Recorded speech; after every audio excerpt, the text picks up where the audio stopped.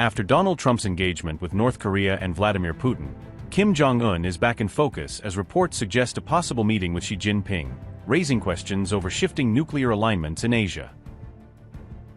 Xi Jinping's North Korea move is now being seen as part of a wider strategic shift, with analysts asking whether China is tightening its position as tensions over Taiwan continue to rise. And after what some call a setback for Donald Trump in the Iran crisis, speculation is growing that China may see this as a window to push harder on Taiwan and expand its regional influence. Reports are claiming that the president of China may visit North Korea as early as next week, in what could become a major diplomatic development in the region. According to recent reports, Xi Jinping could travel to Pyongyang sometime in late May or early June as preparations for the possible visit continue behind the scenes. Sources also claim that a Chinese security delegation has already visited North Korea ahead of the proposed trip, reportedly to coordinate protection and high-level logistical arrangements for Xi's arrival. Analysts believe Beijing is signaling a renewed diplomatic push on Korean peace talks at a time when tensions between United States and regional powers continue to remain sensitive and unpredictable. Reports further suggest that Xi's potential visit could help reopen diplomatic communication channels linked to past talks between Donald Trump and Kim Jong-un, possibly reviving stalled negotiations on regional security and nuclear issues.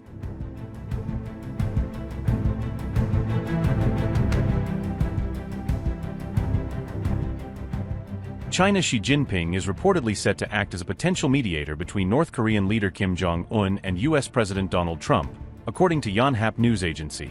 Xi is said to have pushed for reviving Trump-North Korea dialogue following recent high-level diplomatic engagements, signaling renewed Chinese interest in regional mediation. At the same time, reports suggest Donald Trump has indicated he is open to restarting talks with Kim Jong-un, keeping the possibility of renewed diplomacy alive. Trump has also repeatedly claimed that he still maintains a good personal relationship with North Korea's Kim, despite years of stalled negotiations and nuclear tensions.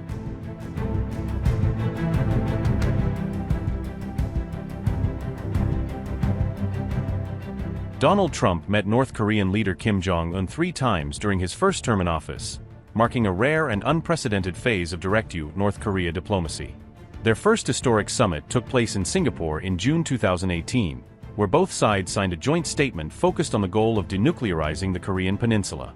Kim Jong-un also reaffirmed his commitment to denuclearization, although key details and timelines were never clearly defined from the outset of the agreement. During the diplomatic discussions, Kim Jong-un reaffirmed his commitment to the denuclearization of the Korean Peninsula, while both sides expressed hopes for improved relations and reduced military tensions. Donald Trump and Kim Jong-un met once again in Hanoi in February 2019 for their second high-stakes summit aimed at advancing nuclear negotiations and improving bilateral relations. However, the Hanoi summit ultimately collapsed without any formal agreement after negotiations reportedly broke down over disagreements related to sanctions relief and denuclearization demands. Reports at the time stated that the United States pushed for complete denuclearization from North Korea in exchange for easing international economic sanctions imposed on Pyongyang. Trump and Kim later held a third meeting at the Korean Demilitarized Zone, or DMZ, in June 2019, in another symbolic attempt to revive stalled diplomatic momentum between the two sides. During that historic encounter, Trump became the first sitting U.S. president to step into North Korea while meeting Kim at the heavily fortified DMZ border area. Although the talks did not result in any written agreement or concrete breakthrough, the meetings helped keep diplomatic communication channels open between Washington and Pyongyang.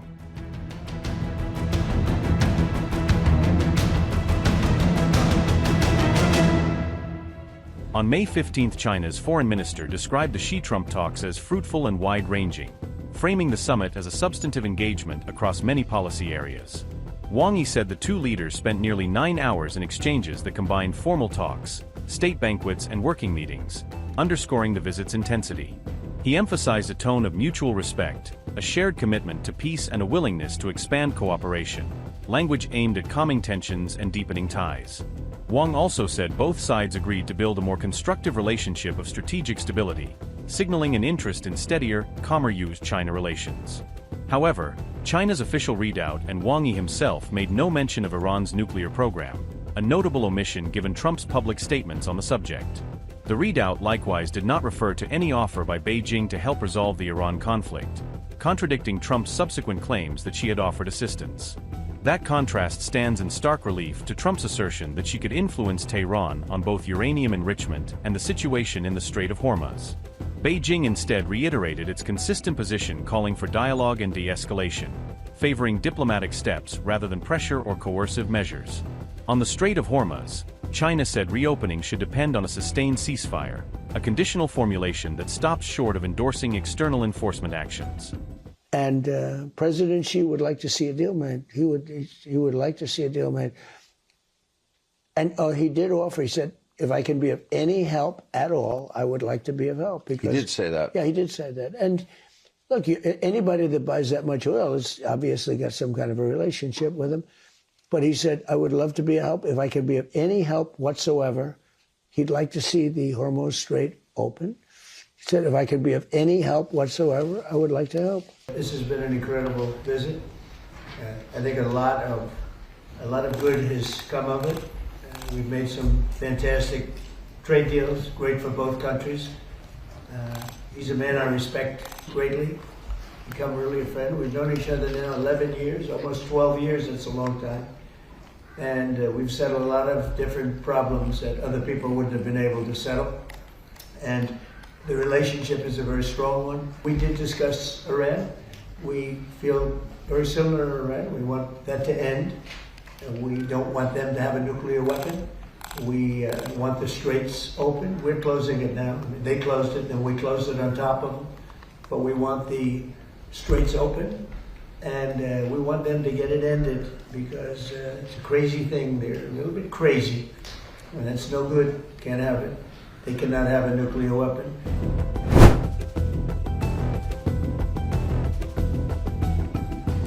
Meanwhile, China's readout focused heavily on economic cooperation and trade expansion, reflecting Beijing's priority to lock in commercial gains from high-level visits. Both sides agreed to improve market access and set up new trade and investment mechanisms, pledging practical steps to deepen bilateral economic ties. Taiwan was characterized by Beijing as the most important issue in bilateral relations, a reminder of the core sensitivity that shapes China's approach to the United States. China urged Washington to adhere to the One China principle and existing agreements strictly, reiterating long-standing red lines in the relationship. On Ukraine, both sides said they want an early end to the war and committed to staying in contact, but offered no detailed roadmap or joint plan to advance that goal. Despite broad statements and mutual pledges, there was no sign in the readout of any new joint initiative or breakthrough on Iran, Hormuz, Taiwan, or other contentious issues.